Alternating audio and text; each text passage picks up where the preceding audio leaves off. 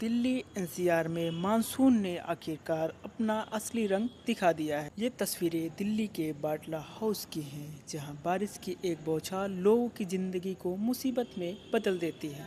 नालियाँ ओवरफ्लो हो जाती हैं, सड़कें पानी में डूब जाती हैं और हर तरफ बस कीचड़ और बदबू का आलम छा जाता है। क्या यही है राजधानी दिल्ली की हकीकत?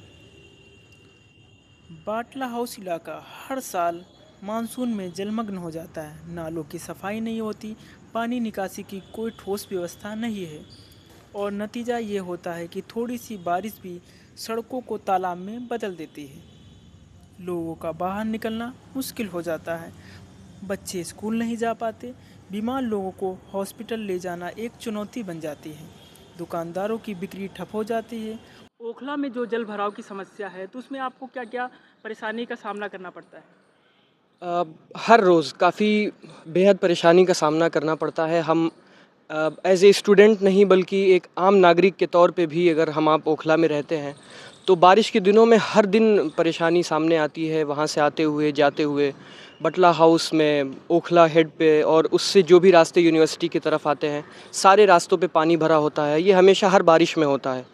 और मुझे लगता है कि जो भी प्रशासन है वो सिर्फ बयानबाजी करते हैं, इस पे कोई ठोस कदम उठाया नहीं जाता है।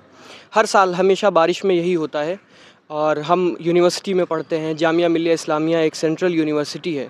तो प्रशासन को ये सोचना चाहिए कि एक सेंट्रल यूनिवर्सिटी एक ऐसी जगह पे मौजूद है जहाँ की सड़कें ख़राब हैं, जहाँ पे बारिश होती है, जलभराव हो जाता है, बहुत सारी तकलीफ़ें स्टूडेंट्स को उठानी पड़ती हैं।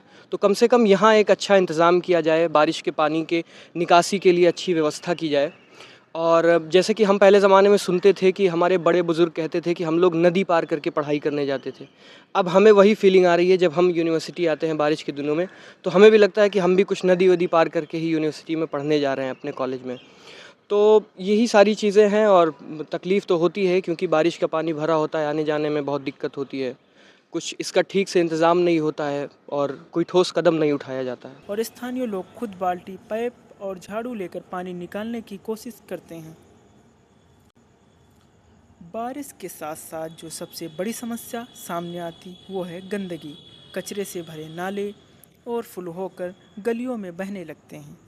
सड़कों पर प्लास्टिक, खाने के पैकेट, मेडिकल वेस्ट और न जाने क्या क्या तैरता रहता है। उस पर जब सूरज निकलता है तो चारों तरफ बदबू का ऐसा आलम होता है कि सांस लेना भी मुश्किल हो जाता है। डेंगू, मलेरिया, स्किन इन्फेक्शन जैसी बीमारियां यहां आम हो चुकी हैं। लोगों का सवाल है, आखिर इस गंदगी और जल भराव का जिम्मेदार कौन है?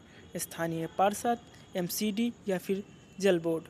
वादा तो हर बार होता है कि इस बार सफाई बेहतर होगी, इंफ्रास्ट्रक्चर सुधारा जाएगा, लेकिन ज़मीनी हालात साल दर साल बदतर होती जा रही है। कोई ठोस योजना नज़र नहीं आती है, सिर्फ खाना पूर्ति और आरोप प्रत्यारोप का आरोप लगाया जाता है। बाटला हाउस में रहने वाले लोग हर साल इसी हालत से जूझते हैं,